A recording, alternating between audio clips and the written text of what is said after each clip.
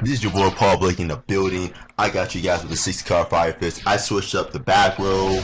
I did a lot of testing. And I think I'm getting somewhere. But you know, thanks to my homeboy Kamal Cooks, you know, shots to him. I know a way how to beat hands now. It's basic chain links. Okay, you attack with Ice Hand. Okay, activate MST on my Mirror Force, chain Mirror Force. Your monster dies. Oh, MST resolves. Now look, now your hand misses timing. You lose all your hands miss timing. So that's one way how to get rid of hands. Now again, if you guys don't remember how to get rid of hands with Fire Fists, you do it like this: Raven, no Ice Hand. Swallow, no Fire Hand. Simple. Now, what about Artifact Center? Now, I've been thinking about how to beat this crap. So you know what? Thanks to, not thanks to, but due to a popular demand, I'm playing Water Tap. I'm going to be tapping into your phones now. Now, I'm going to be able to win back row games because of Water Tap. Water Tap is like an instant win with the back row wars, because when you go against like artifacts, they have to be sanctioned. I'm like, damn, I can't get rid of that. And Tenkin, I mean, it's a really good card when you go like Bear Pop main phase 1 on like the hands. So you just go, okay, Tenkin. Okay, you don't get no hand. I'm gonna go across the shit. Now, the thing about the Fire Fist is that we really have to think really hard in this format. It's not a fair advantage for, it's not fair, but it's not really in our favor in this form. That's true. Now, regarding what Capital G said, yeah, I'm gonna be in response to that now. Now let me tell you something. Ragnar Zero, we have Tenkin, we have Swallow, we have cards that prevent these cards from happening onto the field. Don't forget, Fire Fist, we will always dominate on our field wise. So when you think about, oh, Fire Hand, Ice Hand, that's fine. I came up with tactics so I could beat those guys already. So you're like 1 month behind on that. So if you don't know how to name a Fire Fist card besides Bear, Gorilla, and Dragon, I'm talking about the other Fire Fist cards that people don't even know about. Fire Fist cards that people are actually looking at because of me. So again, you wanna go talk about, oh, Fire Fist is dead, bullcrap, swerves. Now, anywho, after that, that thing right there, I had to snap on that person, because you don't come around here and you'll say, oh, Fire Fist is dead, and thinking that you won't get snapped on around here. Nah, swerve. We ain't got that shit. So anywho, you could definitely shut down hands by using Swallow and Raven. I'm doing repetition on you mofos. Swallow, Raven. Raven stops Ice Hand. Swallow stops Fire Hand. Now, why do you think that Transmodified Fire Fist deck top what is it, like a few weeks back? Yeah, I'm giving him a little shout out. Next video I'll probably do a deck list on him, so because it's Fire Fist, and Fire Fist is my main deck as usual. So anywho, the reason why that deck won because of the Transmodify. The Transmodify gives you so much advantage on board. It's not even funny. And my bad, I almost forgot about the sound effects. We hate sound effects, right? So let's get back over here. So this guy makes he's gonna make a misplay right here because of the fact that he didn't take advantage of he didn't set the traditional tribute, which I was kind of confused about.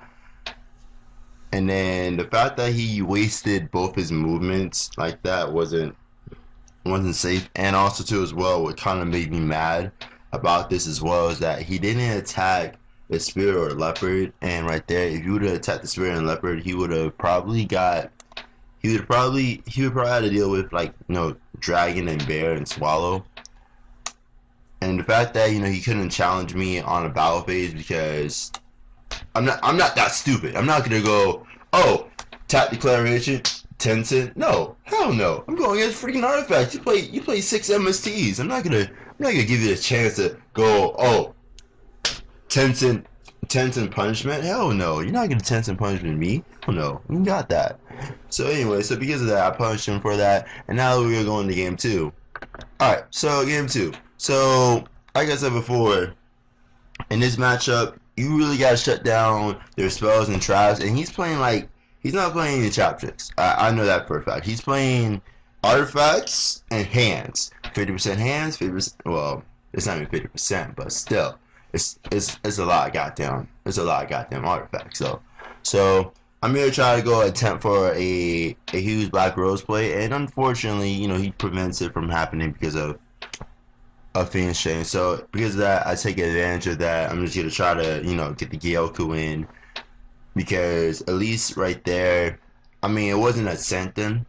I mean, at least I didn't get Sanctum, because if I would have had Sanctum, I would have been crying right now. But I mean, either way, I would have opted select on that.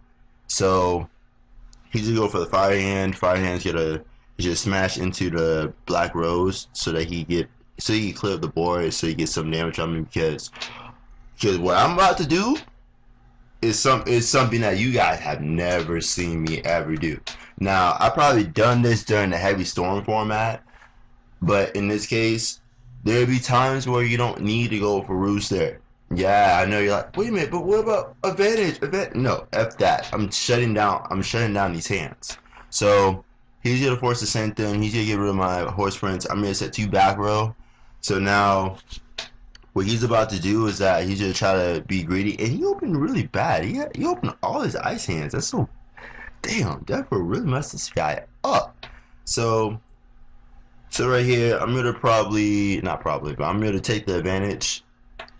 And what I'm gonna do is that I'm gonna probably increase my board presence a little bit more. So I'm gonna make board run to more attack, bring out Dragon, activate the Tencent, put it on Brown Caribou. Don't activate Dragon's effect, because I don't know if that's another ice hand, and plus ice hand would punish my set formation, and you don't want that to happen, so that they'll bring out like another Fire Hand and stuff like that. I'll just be bad. So I was thinking about carding with a hand, but then I was like, no, wait a minute, no, I'll card with the more attack and the Phoenix Chain, so that now I can add back my spirit back to my hand. And because of that, now that if he top decks like Pod Economy, whatever, is gonna be dead. And that's why I went for that. So now I see why he went for the number 1-on-1, because he just opened really garbage. So I'm gonna set that formation, and fifth. So you just opened up too many artifacts and not enough. This is why you play the trap tricks in there, or a third archetype, to give yourself some type of battle position, because right here, because of him not having him not having trap tricks, I'm able to summon freely. I'm able to do my battle phase freely. I'm able to do setups like this freely. Now in this matchup, Dragon is very important in this matchup, because you don't want to go, okay, Dragon's effect, okay, attack, oh, I hit an ice hand, oh, there goes my set formation.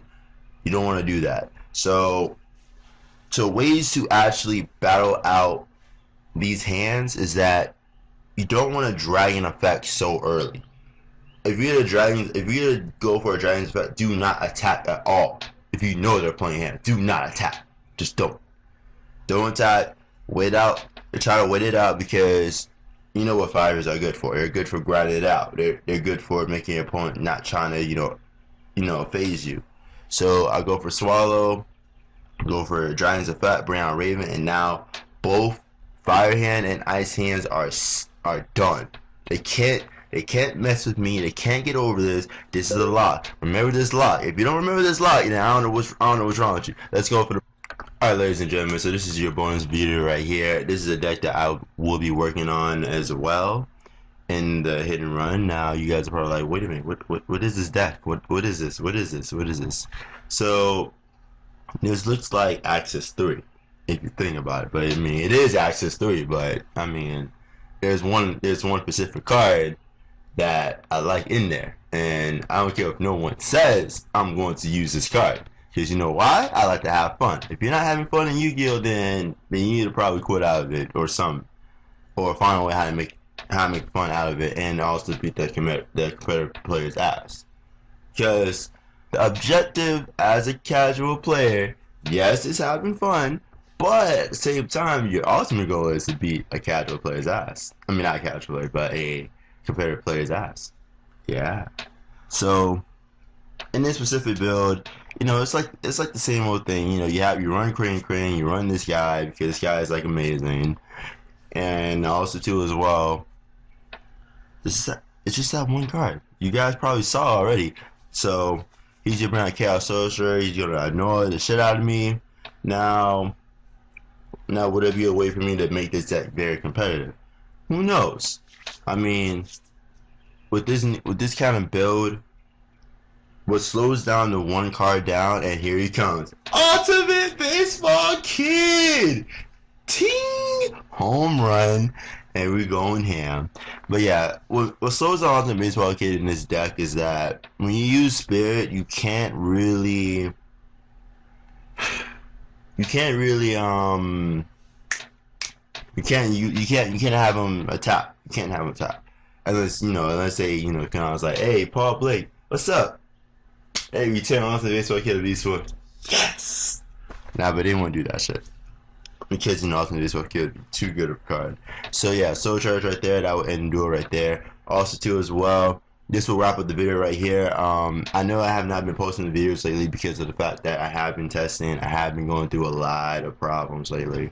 So I will be trying to post as much as possible, and and plus now I have a job now, so I could probably start getting stuff or stream stuff, so I can start doing video games and stuff like that.